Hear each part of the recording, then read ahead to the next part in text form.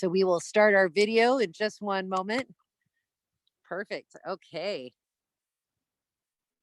All right. Welcome, everyone. Hi. Thank you so much for joining us today. My name is Erin Gates, and I work for California State Parks, and I am actually the Northern California coordinator for the entire PORTS program. So, PORTS, our Parks Online Resources for Teachers and Students program, has loved getting to bring our parks to you for the last 15 years, and especially over the last 10 months when it's been a little hard for you to get out to our parks. So, I wear this patch, California State Parks, and I am really, really proud to wear this patch because there are 280 state parks in California. But there's a lot of other really beautiful places out there, and they are protected too.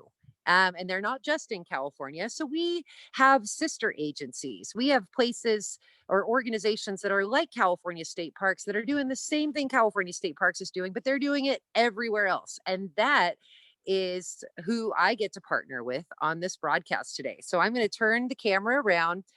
Before I do so, you'll see that myself and our other presenter, Brad, we're not wearing masks. And we're not wearing masks today because we're maintaining more than 6 feet of distance from each other. So we encourage you to come out and visit our parks. We would love for you to come out here too. And just remember that when you do come and visit, we ask that you make sure to have your mask with you, because if you can't be greater than 6 feet away from each other, we ask you to put that mask on. But if you can also not wear a mask like Brad and I are demonstrating today. So let me turn this camera around and introduce you to my colleague and friend and partner. Hey, Brad, who are you? Tell us about you. Oh, thanks so much for having me. I'm really grateful to be able to be here.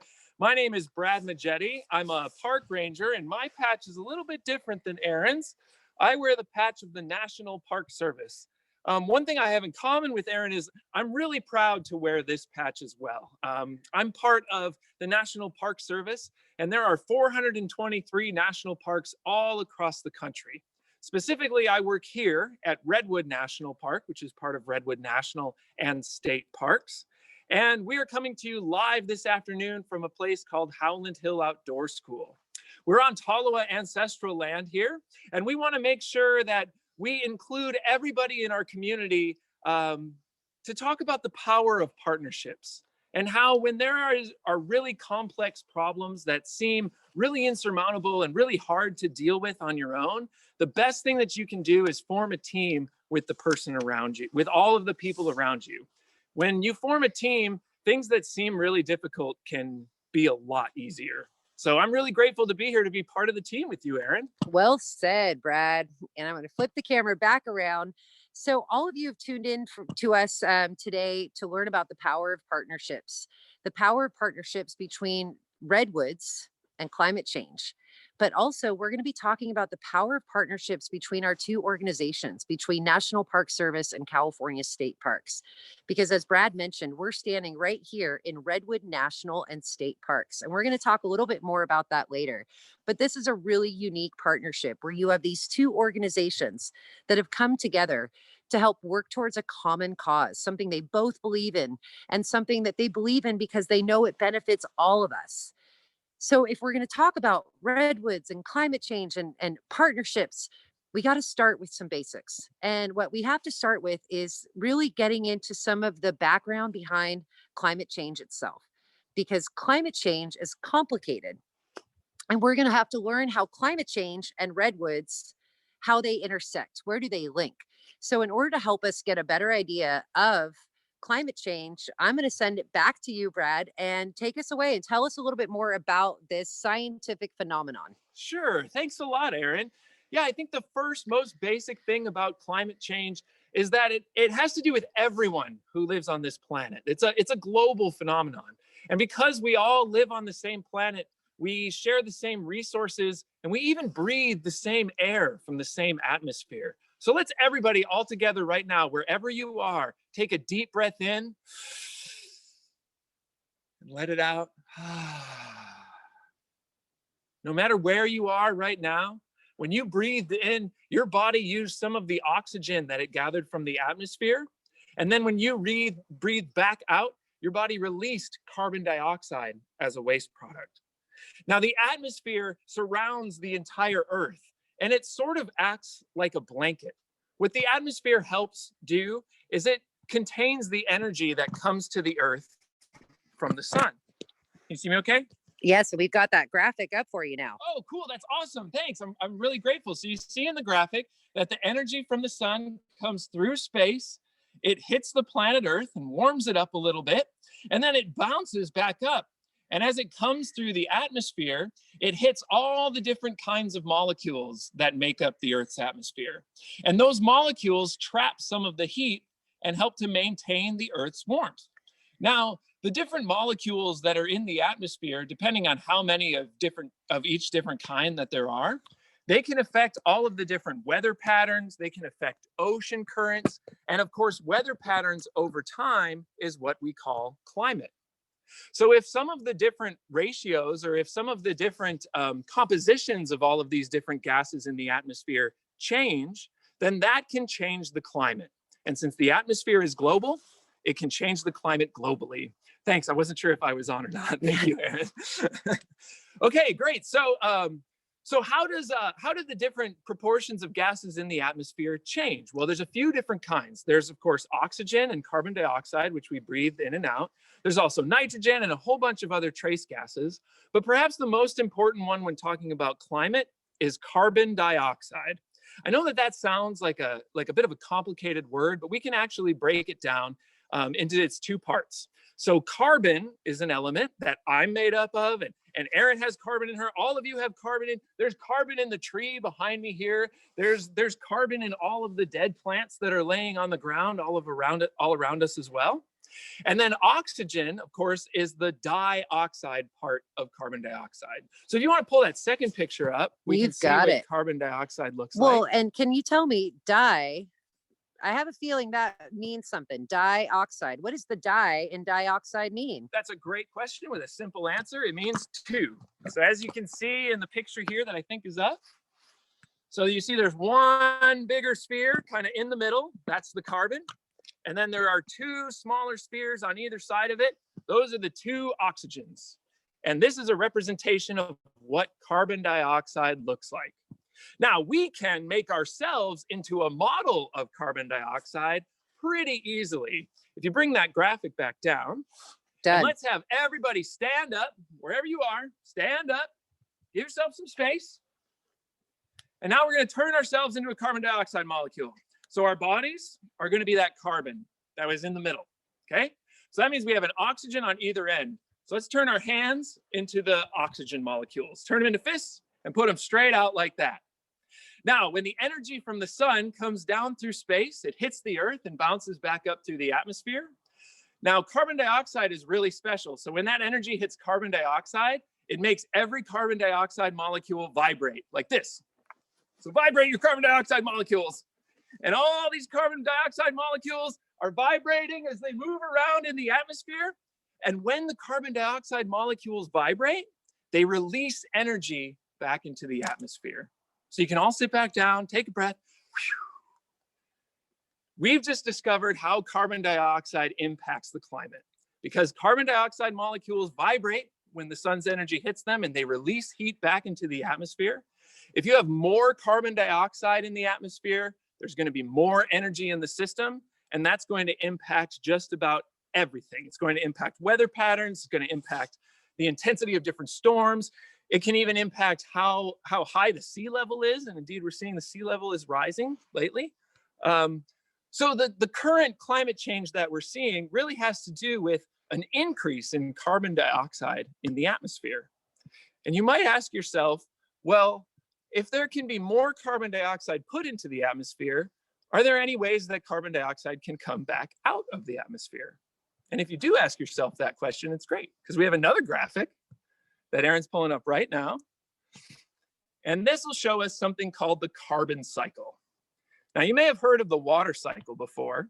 I want to see a show of hands. Has anybody who's attending this broadcast heard of the water cycle? How many hands are we seeing here? Oh, let's see. I'm waiting.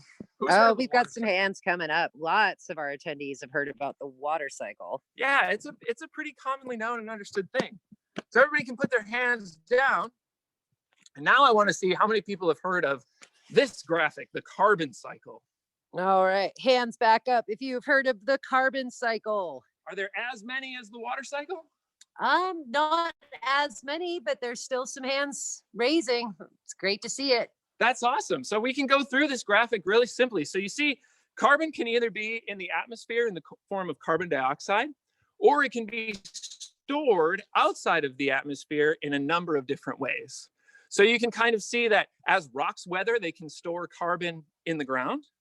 You can see that there are animals. I'm pretty sure in the graphic it's represented by some bunny rabbits. It's a little bunny. Yeah, so the bunny rabbits are doing respiration. That's the exercise we did before, the breathing in and breathing out. And then there's plants that do photosynthesis. And when plants do photosynthesis, it's one of the most important chemical reactions around. When plants do photosynthesis, they're sucking that carbon dioxide out of the atmosphere, sort of like a vacuum is a really good analogy for it, right? And they store it in their plant bodies. Also, the ocean exchanges air with the atmosphere. So the ocean can absorb carbon dioxide, and the ocean indeed is the largest carbon sink. We call a sink anything that takes carbon dioxide out of the atmosphere and stores it somewhere else. Okay, so carbon is moving constantly from the atmosphere into carbon sinks. And so if you increase the amount of carbon that's stored in carbon sinks, you can reduce the amount of energy that's in the system. And what we've been seeing lately, and by lately I mean for the past few hundred years, is that there is far more carbon being put into the atmosphere than there is being stored in carbon sinks year after year. And so that's what is causing the current climate change. The main reason for this, if that graphic is still up, is the human activity. And how is it actually written on there? Human emissions. Human emissions, okay? So that's all of the different ways that we use energy. That's how we get around. That's the way that we heat water up for our shower. That's the way that we're powering all of the devices that we're using to join this broadcast right now. This is what makes climate change such a complex problem that seems really hard and really challenging to do anything about, because we need to use this energy to do all of these different things. I'm back on now? You're back on. Great. So if we're talking about carbon in the atmosphere and carbon in carbon sinks, it brings to mind a certain kind of plant in my mind. This plant gets to be really, really big. It gets to be really, really old. And the bigger and older plants are sucking up more and more carbon dioxide than any other. And even when it finally dies and falls on the ground, it doesn't rot very quickly. What plant do we think we're talking about here, Erin? Very good question.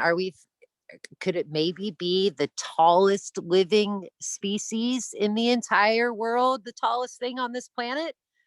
Could it be the very thing that you're standing right in front of? Who wants to put in the Q&A? Please feel free to throw in the Q&A what you think we are talking about. Kaylee's got it. Exactly. Yep. And Sarah, good job. A tree, and specifically a redwood tree. So we are in a redwood forest, and specifically a coast redwood. Beautiful name. I'm going to turn the camera around for a second. Sequoia sempervirens. Can you all say that with me? It's such a beautiful name. That's its scientific name, Sequoia sempervirens. And that second word, sempervirens, is really special. It means forever living. And these Sequoia sempervirens trees are the tallest living things in the world.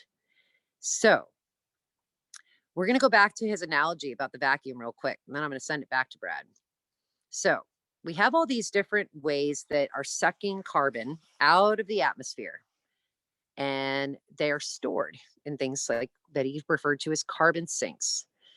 So plants are one of the ways that suck carbon out of the atmosphere. So what do you all think? Do you think a redwood tree is able to suck more carbon out of the atmosphere? Do you think the tallest living thing in the entire world is able to suck more carbon out of the atmosphere than that fern right behind me right there? What do you think? Who wants to make a guess in the Q&A? Yes, exactly. Yeah, the redwood trees. So we are basically looking at, if you want to look at it like this, above us are nature's greatest vacuumers. right? Because they're vacuuming, they're sucking as much carbon as they can out of the atmosphere. And Brad and I were talking before this broadcast, and we came up with this good analogy. We were thinking about the chores that we had to do when we were kids. And one of the chores I had to do is I had to vacuum. And I didn't like it. So I wanted to get it over with as soon as possible. So I'd vacuum and I'd get up all the dirt and the stuff that was in the carpet. And as soon as I was done, I would get to go back to playing. Well, what's happening with climate change is there's too much stuff in the carpet that the vacuumers can't keep up. So they need help, right? Because they're trying to continue to suck as much carbon out of the atmosphere, but the more carbon they take out of the atmosphere, the more we put back into it. And so imagine basically just being stuck vacuuming 24 hours a day, 365 days a year, and you still don't get all the dirt out of the carpet. Okay. That's what we're talking about here. All right. Back to you, Brad. Yeah, that's absolutely right, Erin. And of course, where we get all of this energy is from burning fossil fuels. And so when the plants are vacuuming all of that carbon dioxide out of the atmosphere and storing it, okay, if they store it for millions of years, it can turn into fossil fuels. Every fossil fuel that we've burned has come from a plant or something using photosynthesis to work like that vacuum for a really, really long time. And redwoods happen to be some of nature's best vacuums. In fact, in Jedediah Smith Redwood State Park, which is right over that way, we're in the national park right now, but the line is right over there. In Jedediah Smith Redwood State Park, it has been measured that there is more carbon stored in the old growth forest there than any other terrestrial ecosystem in the world. Wow. So the greatest forest vacuum in the world is just a couple hundred yards away from us. Oh yeah, it's right over there. Yeah. And Mm. it's because it's an old growth forest. That's why it's the best terrestrial carbon So sink. what does that mean? What is an old growth forest? And hey, all of our students watching, when I'm asking Brad these questions, I'd love to see your answers too and see if you want to guess before Brad tells us. But you keep saying old growth. What does that mean? Yeah, so there's a few different ways to think of what an old growth forest is. Perhaps one of the simplest ways to think about it is an old growth forest is one that has never been harvested. So it's the oldest a forest can be. Okay, it was never cut down and the wood in it was never used to build things. Perhaps a slightly more precise but still easy way to think about it is to think of four different factors, four different things that a forest would need to have to be considered an old growth forest. The first one is really big old trees. They generally consider a tree to be an old growth tree if it's more than about 200 or 250 years old. Okay, so an old growth forest would need to have old trees first. The second factor of an old growth forest are lots of standing snags. Now, when I use the word snag, what I mean is a tree that has died that has not fallen over yet. So a characteristic of a really old forest is it will have standing dead trees or snags. Another one is there's lots of woody debris on the ground.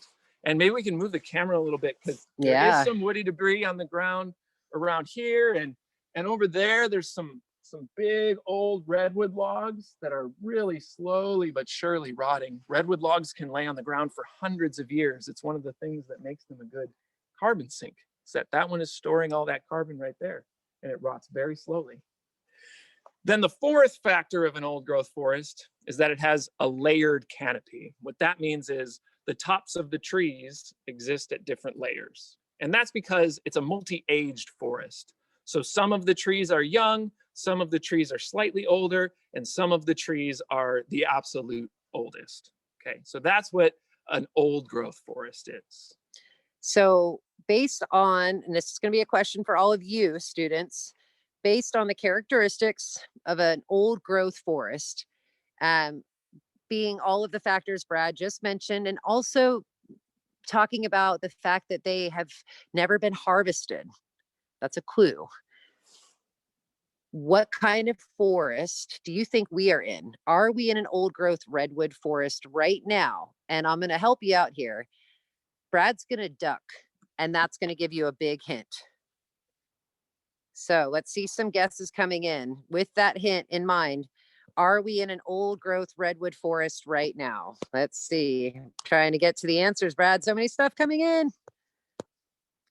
We've got some different. We've got yes, we've got no, yes. All right, Brad, what is this clue behind you, and how is it going to tell us if we're in an old growth redwood forest?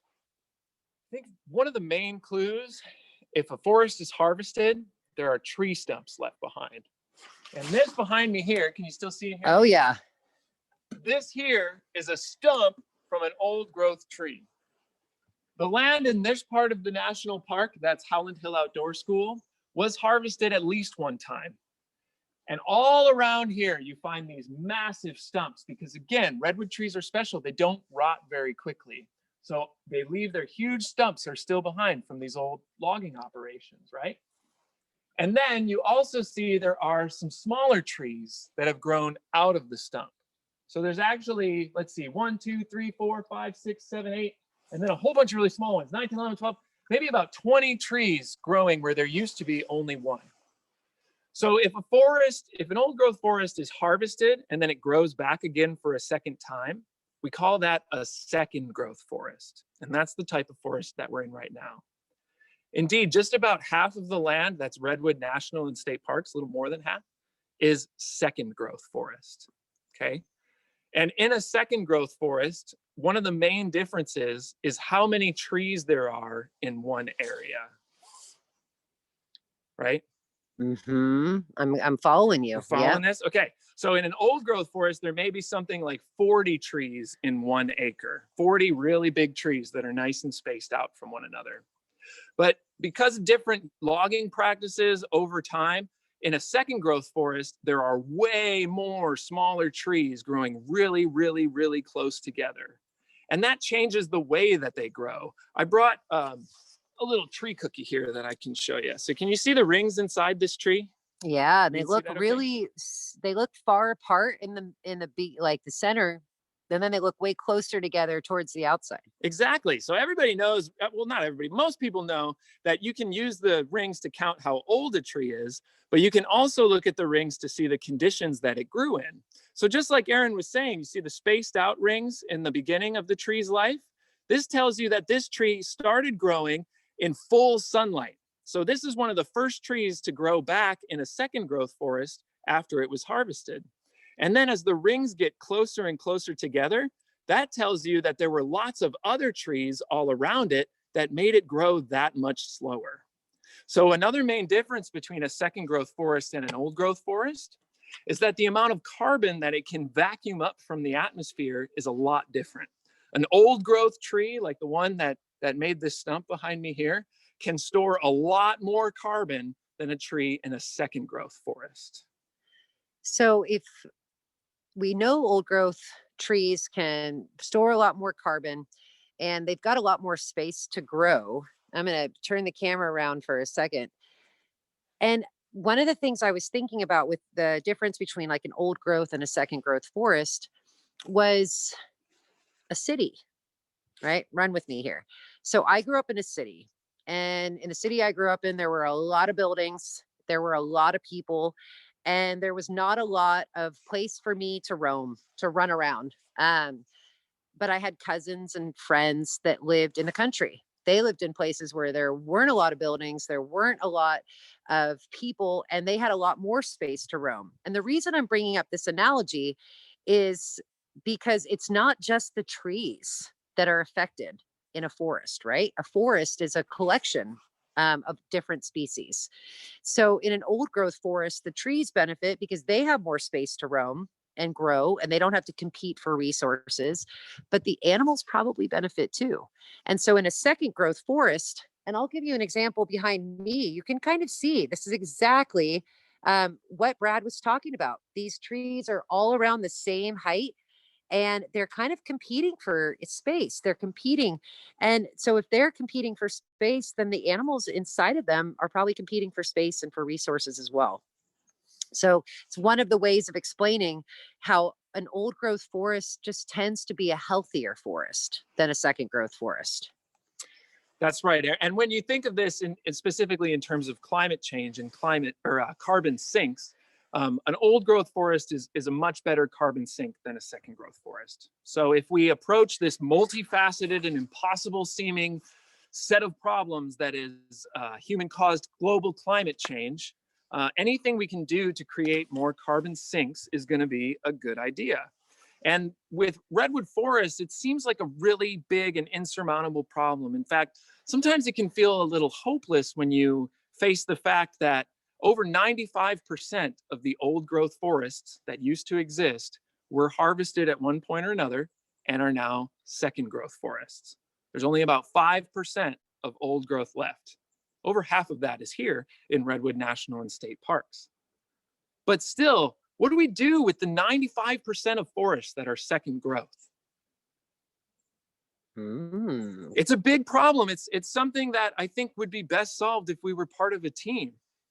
So back to that partnerships idea. Is that what you're telling me? I think we're getting to that, Erin. I Yeah. think we are. And I'm going to go ahead. I'm going to flip back to me because Brad's really set the stage well for us. Now we're going to kind of take a deeper dive. So we've talked about this partnership between redwoods and climate change. We've talked about how redwoods, especially old growth redwoods, can be this huge carbon sink. So they're helping out, right? They're sucking that carbon out of the atmosphere. So the more old growth redwood forests we have, the bigger vacuums we have for taking the carbon out of the atmosphere and that we're putting into it.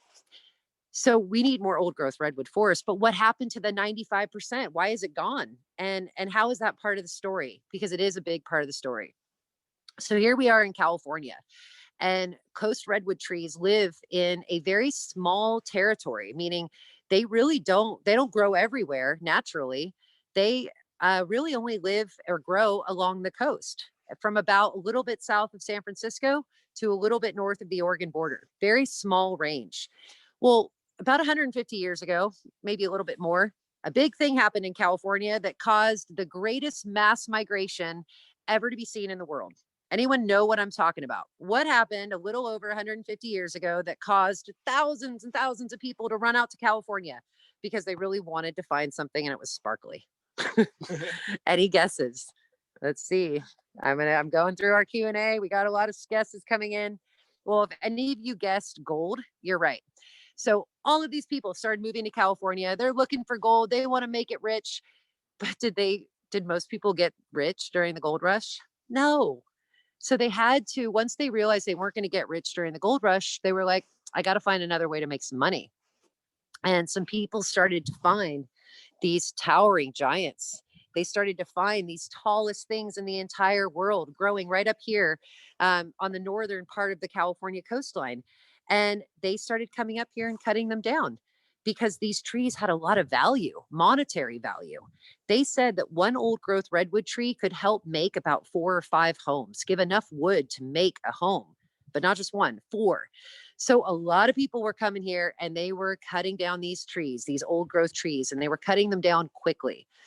Well, thank goodness, about 100 years ago, there were a group of people that were ahead of their time, meaning that they had an idea that not most people had at the time. And actually, the first people to have this idea were women. They were women's groups that came together and they said, you know what? These trees are special. And these trees have way more value than the money that I could put in my pocket by cutting them down. So these women's groups, they got together and they started buying up pieces of this forest to protect them, not so they could cut them down later, but so that they could enjoy them for future generations. They'd be around for future generations. And that's pretty rare because 100 years ago, women had just gotten the right to vote. So they weren't used to having a lot of power, but they had power when they came together and they started buying up some redwoods. And pretty quickly after these women's groups started buying up these redwoods, there was another group that was formed. And this is one of our heroes that we're introducing into the story now. This group that was formed in 1918 was called Save the Redwoods League. And what they started doing is they started kind of buying up some land too with more of that old growth redwood forest. And then they would take some of the land that the women's groups had bought, they would take some of the land that they had bought, and then they would give them to the state of California. And so some of the first California state parks were actually right up here in redwood country. And we have three state parks that are part of Redwood National and State Parks. Those are Prairie Creek Redwoods State Park. Those it's Del Norte Coast Redwood State Park, and it's Jedediah Smith Redwood State Park. All of these parks were formed in the 1920s.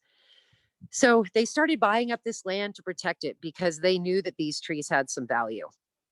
So great. We have parts of the puzzle starting to be formed. We have these state park lands that are being bought, these little chunks of old growth redwoods that are being bought and protected and managed by California state parks.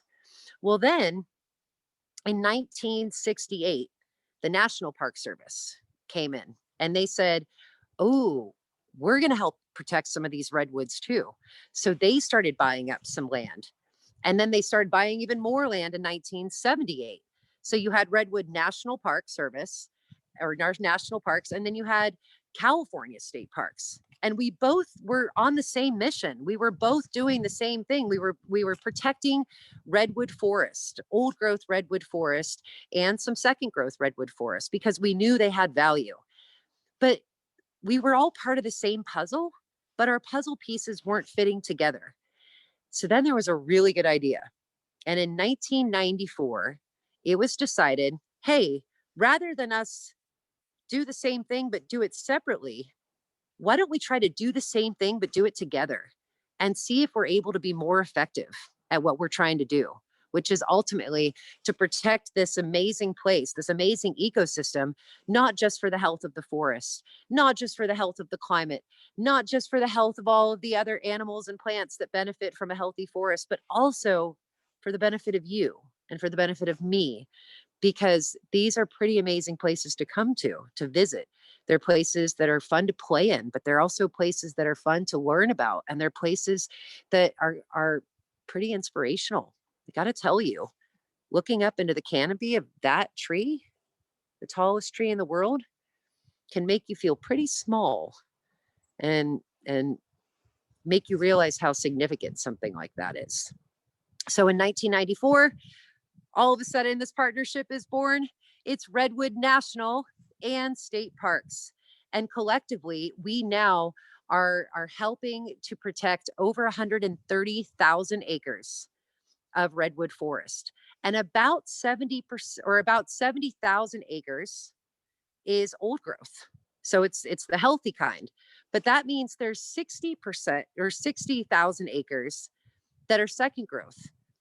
And they need some help. You know, nature is resilient. Nature knows how to fix itself. It's been doing this for thousands of years.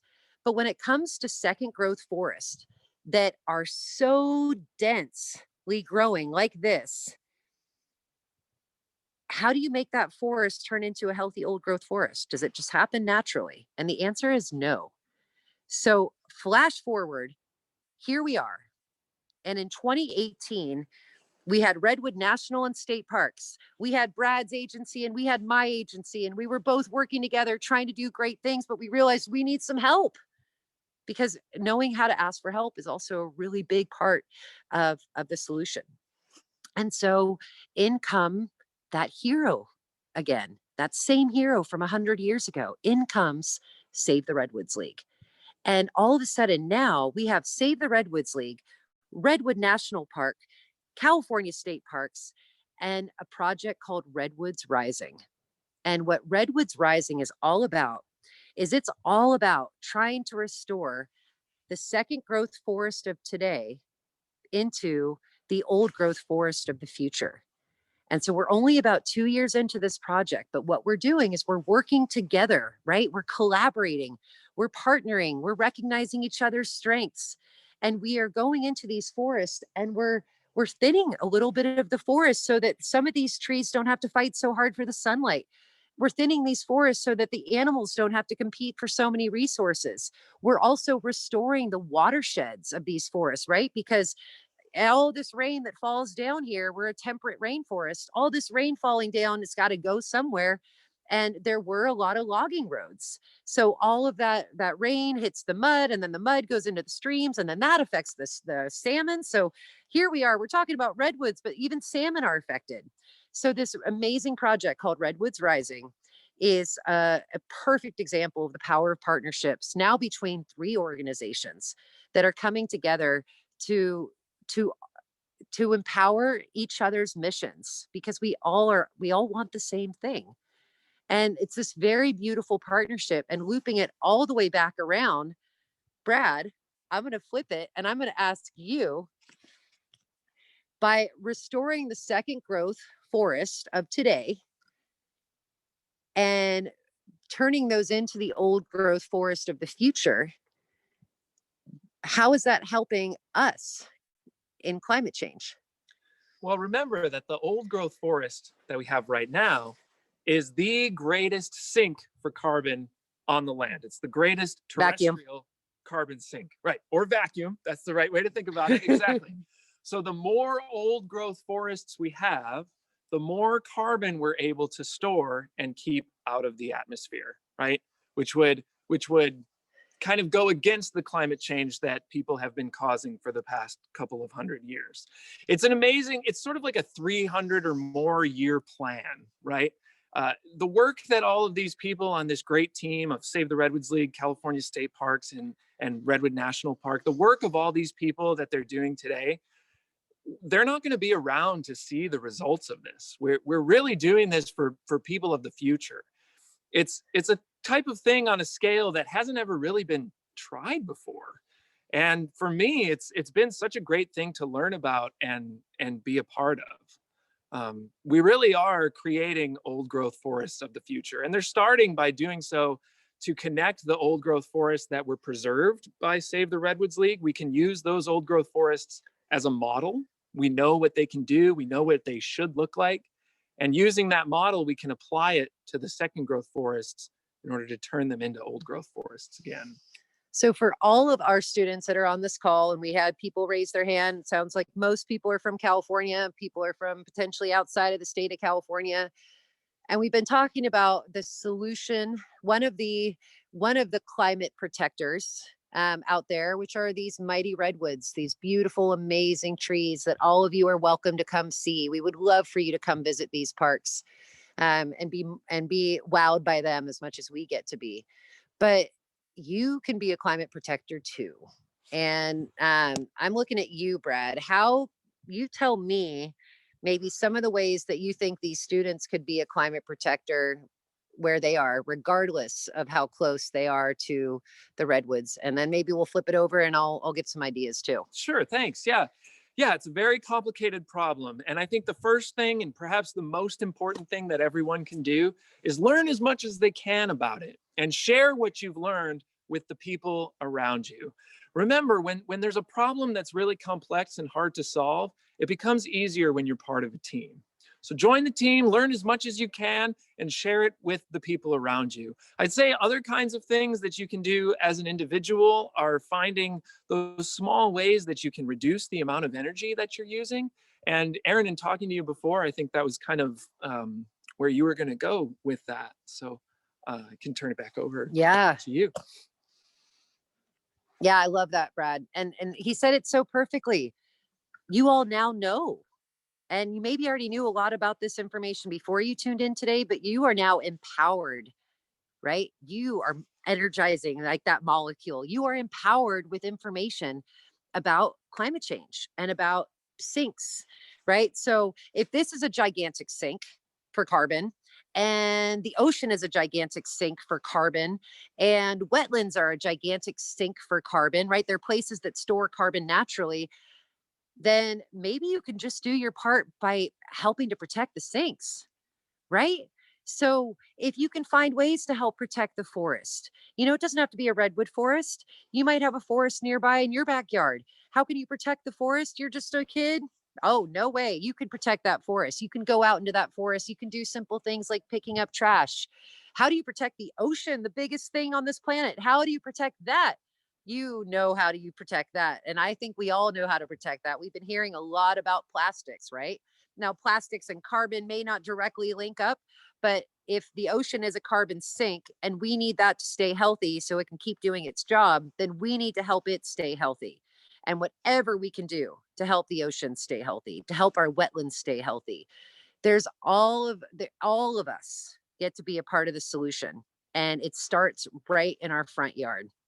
And so I hope and Brad hopes that by seeing this power of partnerships, by looking at the little partnership, but it's not that little, between the tallest living things in the world and our atmosphere.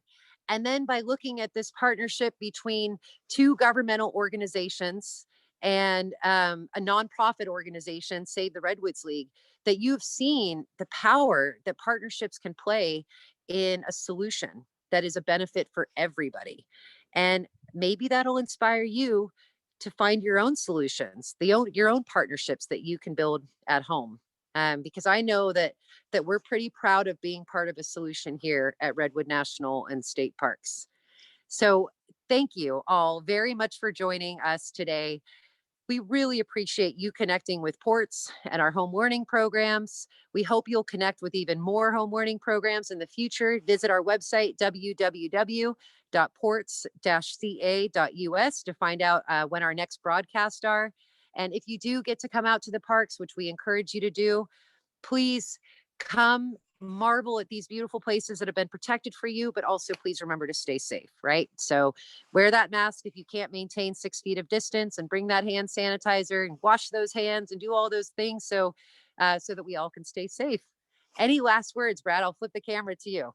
Sure. The only thing that I would like to say is if you'd like to learn more about Redwood National Park, you can visit our website at www.nps.gov/REDW, or you can check out our Facebook page. It's Redwood National and State Parks.